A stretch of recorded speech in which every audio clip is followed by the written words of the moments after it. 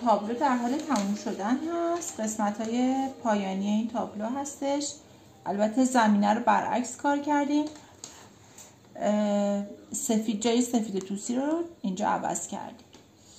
بعد میتونید بیایید زوم کنید یه قسمت های اینجا رو ببینن، زیبایی کار رو اینجا ترکیب این قسمت ها رو نشون بدیم.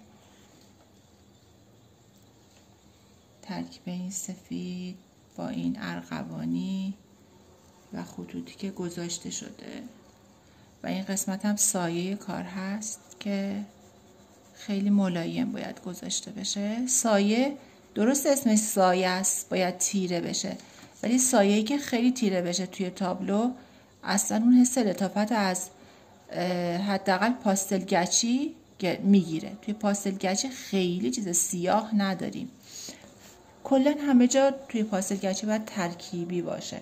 حتی رنگ سیاهتون باید با چند تا دونه رنگ دیگه ترکیب شده باشه.